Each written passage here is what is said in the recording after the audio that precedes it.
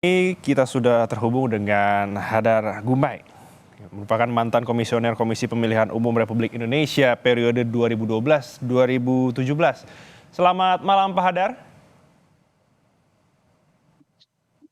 apakah sehat dan suara saya terdengar Pak Hadar? Terima kasih kedengaran. Saya alhamdulillah baik saja. Terima kasih sekali lagi. Oke, baik. Pak Hadar, mungkin boleh berikan tanggapan Bapak terkait dengan jalannya proses pleno dari rekapitulasi di Jakarta ini, dan bagaimana tadi ada sempat proses ada keberatan dan juga meminta PSU atau pemilihan suara ulang. Bagaimana Pak Hadar? Ya, saya kira mengikuti perkembangan proses rekap di tingkat provinsi ini, sejauh ini menurut saya sebetulnya juga berjalan lancar, walaupun ada keberatan begitu. Tetapi keberatan-keberatan itu, hemat saya sebetulnya sudah diangkat dari proses rekap tingkatnya bawahnya, dan kemudian adalah pihak KPU yang memimpin saat ini yang tentu bisa memutuskan akan dilakukan apa begitu. Tapi kelihatannya hasil yang ada itu sebetulnya sudah seperti apa yang diproses selama ini dari tingkat bawah, dan pemungutan suara ulang itu sebetulnya juga adalah proses yang harus diputuskan oleh pihak lainnya.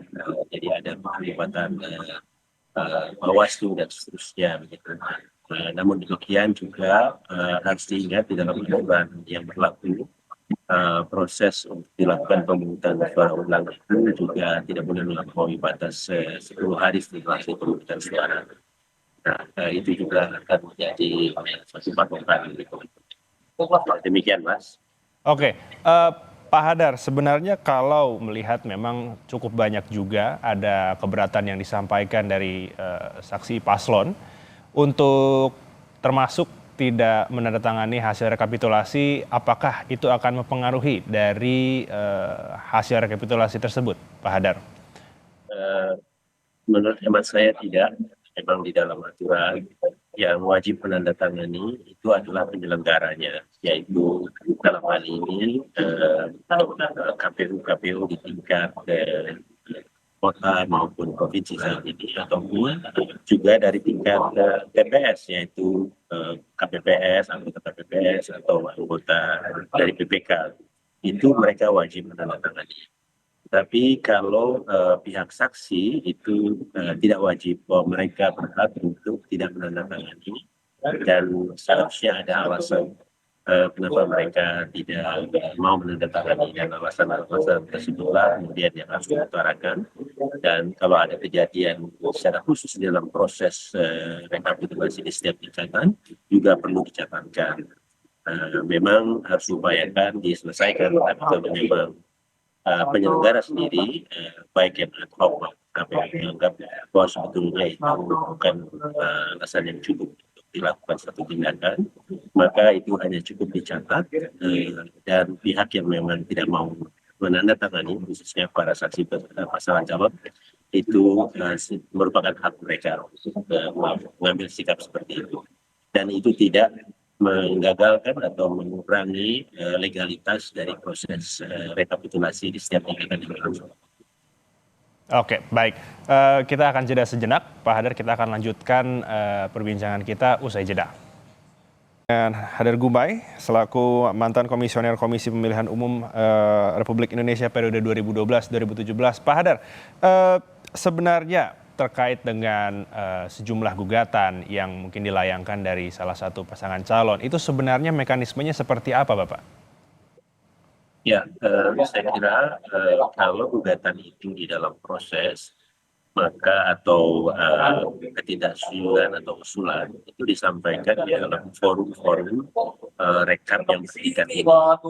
Tapi kemudian juga ada gugatan atau sengketa yang atau laporan dugaan pelanggaran itu bisa dilakukan kepada di luar penyelenggara KPU sendiri, misalnya ke Bawaslu, dan kemudian juga Mahkamah Konstitusi khusus terkait dengan sengketa hasil yang mereka bisa sampaikan paling lambat dalam waktu 3 bulan setelah keputusan dari hasil pilkada itu ditetapkan. Atau juga ada pelanggaran kode etik tentu bisa disampaikan ke DKP. Jadi itulah jalur-jalur dari gugatan, usulan, protes terhadap perjalanan pilkada yang langsung. Nah, kalau memang di dalam proses yang disampaikan ini, itu bisa saja dilakukan koreksi kalau memang dinyatakan oleh yang melakukan proses rekap KPU sendiri di berbagai kebijakannya.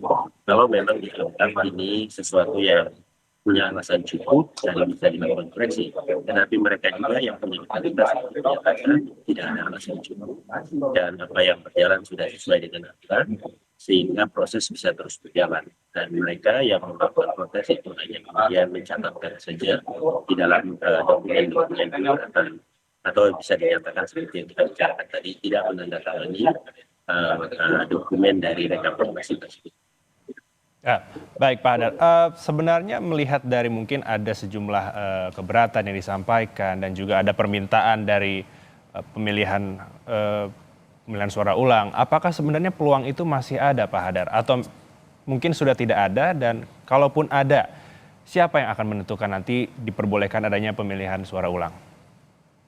Saya perkirakan kalau di dalam proses sampai hari ini itu tidak ada lagi untuk pemungutan suara ulang yang memang dilaksanakan dalam proses tahapan pemungutan penghitungan suara dan rekapitulasi.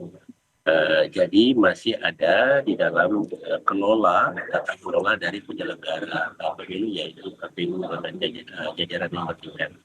Tetapi yang masih mungkin adalah di tangan Mahkamah Konstitusi. Tetapi itu pun tentu sangat bergantung pada Mahkamah Konstitusi melalui 9 hakimnya untuk menilai apakah ini memang memenuhi syarat atau tidak dilakukan perbaikan secara ulang. Perkiraan saya ruang itu masih ada tetapi sangat kecil karena memang untuk menghentikannya itu tidak mudah itu mengingat mencermati data-data atau bagaimana proses yang berlangsung dari hari pemungutan suara sampai hari ini.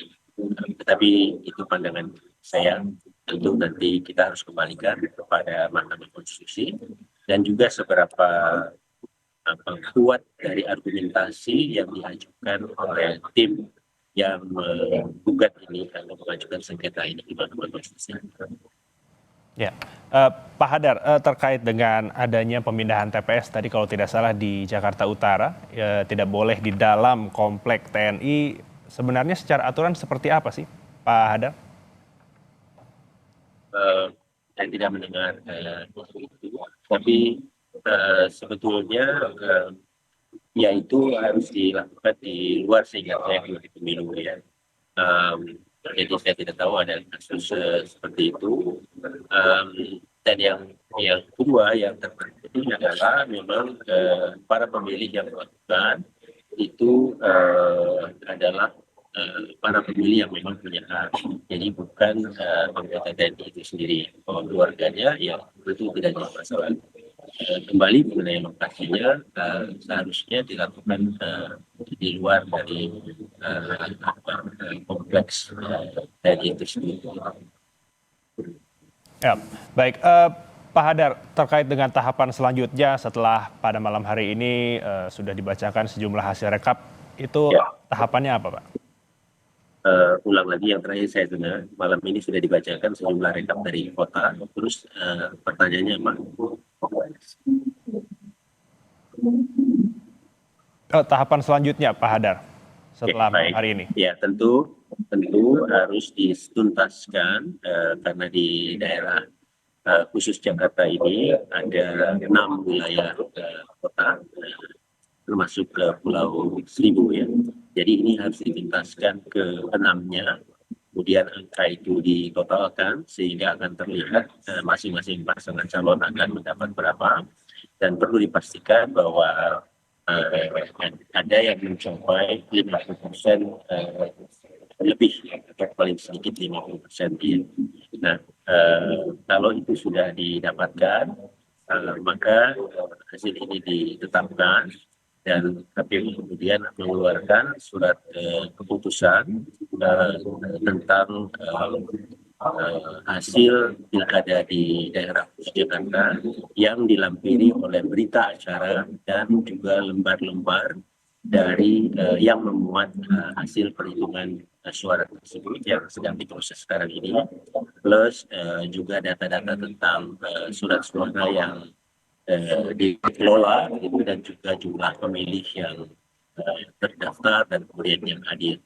Nah, itu semua dibuat berita acaranya, dilampirkan di dalam SK-nya yang akan dibuat oleh KPU setelah rekapitulasi ini selesai. Dan kemudian akan dikasih waktu untuk para pihak kalau ada yang tidak puas dan akan menggugat tentang penetapan hasil ini, itu disampaikan ke Mahkamah Konstitusi, yang sehingga saya aturannya setelah surat keputusan KPU dikeluarkan itu 3 kali 24 jam punya waktu untuk menyampaikan permohonan untuk sengketa ke Mahkamah Konstitusi. Ya.